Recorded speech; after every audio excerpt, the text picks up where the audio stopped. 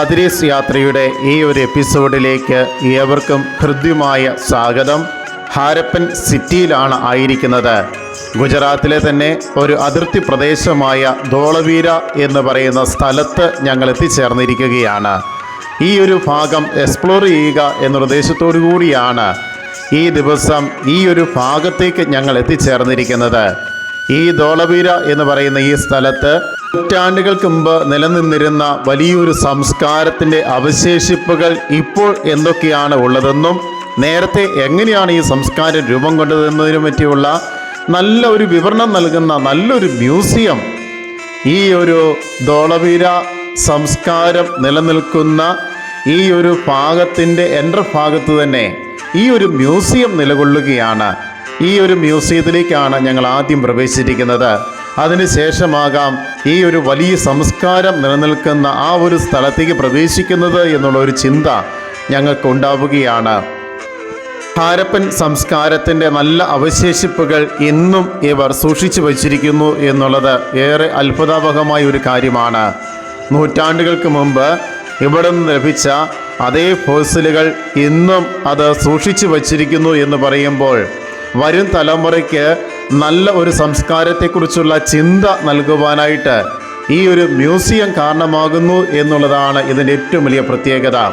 Gujarat സ്റ്റേറ്റിൻ്റെ tourism വിഭാഗമാണ് ഈ ഒരു ഭാഗം വളരെ ഭംഗിയായിട്ട് ഇന്നും നിലനിർത്തി പോരുന്നത്.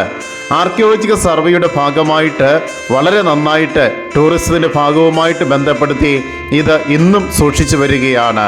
ഫ്രീ എൻട്രിയാണ് ഈ ഒരു മ്യൂസിയത്തിലേക്ക് ഓരോ വ്യക്തികൾക്കും ലഭിക്കുന്നത്. നമ്മുടെ പേര് വിവരങ്ങളും അഡ്രസ്സും ഒക്കെ രേഖപ്പെടുത്തി കഴിഞ്ഞാൽ ഈ ഒരു ഭാഗത്തേക്കുള്ള എൻട്രി നമുക്ക് ഫ്രീ ആയിട്ട് അനുവദിക്കുകയാണ്. ചരിത്രത്തെ സ്നേഹിക്കുന്ന ഏതൊരു വ്യക്തിക്കും ഈ ഒരു മ്യൂസിയം എന്നും അനുഗ്രഹമാണ് എന്നുള്ള കാര്യത്തിൽ യാതൊരു സംശയമില്ല. ചരിത്രത്തിൽ നിന്ന് പാഠങ്ങൾ ഉൾക്കൊള്ളുക എന്നുള്ളതാണ് ഏറ്റവും പ്രധാനപ്പെട്ട കാര്യങ്ങളെന്ന് പറയുന്നത്.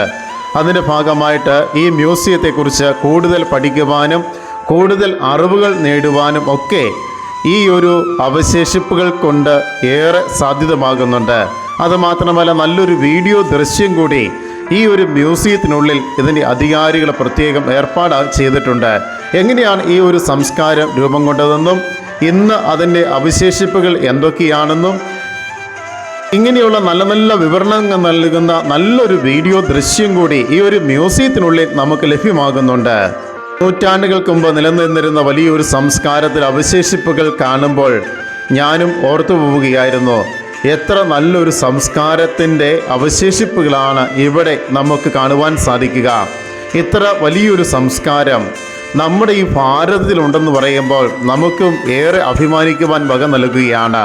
വർഷങ്ങൾക്ക് മുമ്പല്ല, നൂറ്റാണ്ടുകൾക്ക് മുമ്പാണ് ഈ ഒരു നല്ലൊരു സംസ്കാരം, ഒരു സിറ്റി ഇവിടെ ഡെവലപ്പ് ചെയ്തു എന്ന് പറയുമ്പോൾ അതിൻ്റെ വ്യാപ്തി എത്രമാത്രം ഉണ്ട് എന്നുള്ള കാര്യം നമ്മൾ മനസ്സിലാക്കിയാൽ മാത്രം മതിയാവും. ഓരോ വിവരങ്ങളും അടങ്ങിയ ഫ്ലെക്സ് ബോർഡുകൾ ഈ ഒരു തിയേറ്ററിനുള്ളിൽ നമുക്ക് കാണുവാൻ സാധിക്കും. ഇതിനുള്ളിൽ തന്നെയാണ് നമുക്ക് ഒരു വീഡിയോ ദൃശ്യം കൂടി കാണുവാൻ സാധിക്കുന്നത്. അതിലേക്കും കൂടി എൻ്റെ വീഡിയോ ചലിപ്പിക്കുന്നുണ്ട്. അതിനു മുമ്പായിട്ട് ചുറ്റുപാടും കാണുവാൻ സാധിക്കുന്ന ഫ്ലെക്സ് ബോർഡുകളെക്കുറിച്ചുള്ള നല്ല ഒരു വിവരണം നൽകുവാൻ കൂടി ഞാൻ ആഗ്രഹിക്കുകയായിരുന്നു. സിന്ധു നദീതട സംസ്കാരത്തിൻ്റെ നല്ലൊരു ഭാഗം നിലകൊള്ളുന്നത് പാകിസ്ഥാനിലാണ് എന്നുള്ള കാര്യം നമുക്കറിയാം.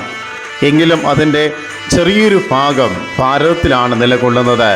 അതുകൊണ്ട് തന്നെയാണ് ഗുജറാത്തിൻ്റെ അതിർത്തി പ്രദേശത്ത് ധോളവീര എന്ന് പറയുന്ന സ്ഥലത്ത് ഇതിൻ്റെ അവശേഷിപ്പുകൾ നമുക്ക് വർഷങ്ങൾക്ക് ശേഷം ലഭ്യമാവുകയും വരും തലമുറകൾക്ക് വേണ്ടി അത് ഇന്നും വളരെ ഭംഗിയായിട്ട് സൂക്ഷിക്കുവാനുള്ള കാരണമെന്ന് പറയുന്നത് ആർക്കിയോളജിക്കൽ സർവേയുടെ ഭാഗമായിട്ട് ഇത് ഭംഗിയായിട്ട് സൂക്ഷിച്ചിരിക്കുന്നു എന്നുള്ളത് വരും തലമുറകൾക്ക് വേണ്ടി ഇവർ ചെയ്യുന്ന വലിയൊരു നന്മയാണ് എന്നുള്ള കാര്യം കൂടി എടുത്തു പറയുവാൻ ഞാൻ ഈ അവസരം ഉപയോഗിക്കട്ടെ. എന്നെ സംബന്ധിച്ച് വ്യക്തിപരമായിട്ട് പറയുകയാണെങ്കിൽ ഗുജറാത്തിൽ സേവനം ചെയ്യുവാൻ ഈ ഒരു ഭാഗത്ത് എത്തിച്ചേർന്നതുകൊണ്ട് മാത്രമാണ് എനിക്ക് ഈ ഒരു ചരിത്രം ഉറങ്ങിക്കിടക്കുന്ന ഈ ഒരു സ്ഥലത്തേക്ക് എത്തിച്ചേരുവാനായിട്ട് സഹായിച്ചിരിക്കുന്നത്. രാജ്കോട്ട് രൂപതയുടെ കീഴിൽ ജോലി ചെയ്തു വരുന്ന നല്ല ഒരു വൈദികൻ എനിക്ക് സുഹൃത്തായിട്ടുണ്ട്. ആ ഒരു വൈദികൻ്റെ സഹായത്തോടു കൂടിയാണ് ഏകദേശം 300 കിലോമീറ്റർ അകലെ ഈ ഒരു സ്ഥലം നിലകൊള്ളുമ്പോൾ അദ്ദേഹത്തിൻ്റെ കാറുമായിട്ട് ഈ ഒരു ഭാഗത്ത് എനിക്ക് എത്തിച്ചേരുവാനായിട്ട് സാധിച്ചത്. അല്ലാത്ത പക്ഷം ഇവിടെ എത്തിച്ചേരുക എന്ന് പറയുന്നത് ഏറെ ശ്രമകരമായ ഒരു കാര്യമാണ്. ഈ ഒരു വൈദികന് സഹായം ഉണ്ടായിരുന്നില്ലെങ്കിൽ തീർച്ചയായിട്ടും എനിക്ക് ഇവിടെ എത്തിച്ചേരുവാനോ ഈ ഒരു ചരിത്രം ഉറങ്ങിക്കിടക്കുന്ന ഈ ഒരു ഭാഗം വീഡിയോയിൽ പകർത്തുവാൻ എനിക്ക് സാധിക്കുകയില്ല. പേര് വെളിപ്പെടുത്തുവാൻ ആഗ്രഹിക്കാത്ത ഈ വൈദികനുള്ള നന്ദിയും സ്നേഹവും ഈ അവസരത്തിൽ ഞാൻ ഈ വീഡിയോയിൽ പ്രകടമാക്കുവാൻ കൂടി ഞാൻ ആഗ്രഹിക്കുകയാണ്.